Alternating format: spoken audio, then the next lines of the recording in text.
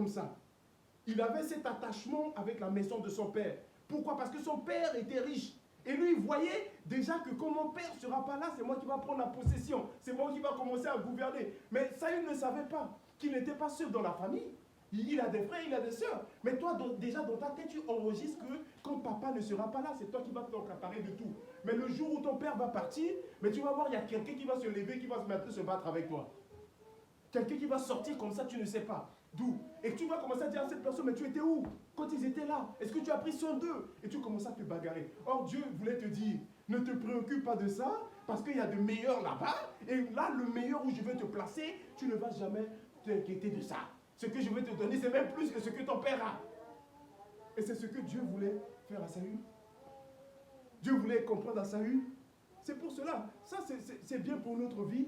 Parce qu'il y a beaucoup des hommes et des femmes qui se préoccupent des richesses de leurs parents, qui se basent et qui sont en train d'écrire même des livres en disant que quand mon père ne sera pas là, c'est moi qui va tout prendre. Mais il ne sait pas qu'il n'est pas seul. Il ne sait pas qu'elle n'est pas seul, lui, il n'est pas seul. Il ne sait pas. Mais il va voir. Quelqu'un va se surgir.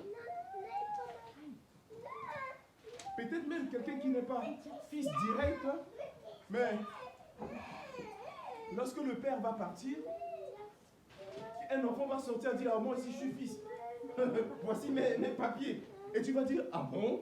Et c'est là que tu commences à dire, ah oui, d'accord. Oh, j'avais mis toute mon énergie à fond. Je croyais que c'est moi qui sera le leader. Je croyais que c'est moi qui va gouverner. Je croyais que tout ce que mon père a, c'est de meilleur de valeur. Mais je voulais te dire que Dieu a quelque chose de meilleur pour toi. Dieu a quelque chose de meilleur pour toi. C'est pour cela que Jésus dit, si tu t'identifies à moi, ce que je fais, tu le feras plus. Et ça sera plus grand. Amen. On peut lire ça? Ça fait du bien à l'âme. On va lire le livre de 1 Samuel. 1 Samuel chapitre 17. Que le Seigneur bénisse sa parole en ce matin. Le Seigneur bénisse ma soeur qui est là. Le Seigneur bénisse aussi mon frère qui est aussi là de passage, qui est là et qui suit la parole de Dieu. Vous savez, c'est bien d'écouter Dieu quand tout va mal. Quand les choses sont très difficiles, il faut s'asseoir et écouter Dieu. Les choses n'allaient pas bien dans la vie de Simon, mais Jésus a demandé sa barque. Il s'est assis, il écoutait Jésus prêcher. C'était pas bien. Il avait des choses dans le cœur. Il a passé une nuit, mais quand Jésus a dit, il est assis. C'est pour cela que je dis souvent, quand tout va mal, reste calme. Reste calme. Écoute Dieu. Écoute ce que Dieu est en train de te dire. Parce que ce qui sort de la bouche de Dieu, c'est ce qui va tenir à long terme.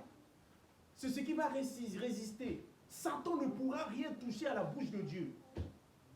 Amen. Satan ne pourra jamais toucher à la parole de Dieu. Il va ramener une photocopie, mais ce n'est pas la parole exacte. La parole exacte de Dieu, personne ne pourra toucher. Satan ne touchera pas. Ce qui ramène, c'est des copier-coller. Amen. Et les copier-coller, nous, si on ne fait pas attention, on croit que c'est ça. Oh non, c'est une copier-coller. C'est pas ça. C'est une photocopie. Mais ce n'est pas l'original. L'original de la parole de Dieu, Satan ne peut pas toucher. En aucun cas. Amen. On va lire ça. Le Seigneur bénit sa parole.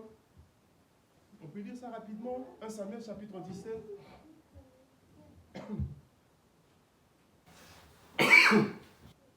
Pardon.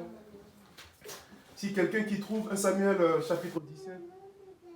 Voilà. Je peux lire à partir du verset 1. Les Philistins réunirent leurs armées. Ils se rassemblèrent à Soko en Juda et ils établirent leur camp à Éphès-Dammim, entre Soko et Azekah. De leur côté, Saül et l'armée d'Israël se rassemblèrent et campèrent dans la vallée du Térében. Puis ils se rangèrent en ordre de bataille face aux Philistins. Amen. Amen. Ainsi, les Philistins et les Israélites se trouvaient sur les hauteurs de part et d'autre de la vallée. Un soldat philistin s'avança hors des rangs pour lancer un défi aux Israélites. Il était de la ville de Gath Ouais. et s'appelait Goliath. Hein? Il mesurait près de 3 mètres. Il avait mis un casque et des jambières de bronze. Gloire à Dieu.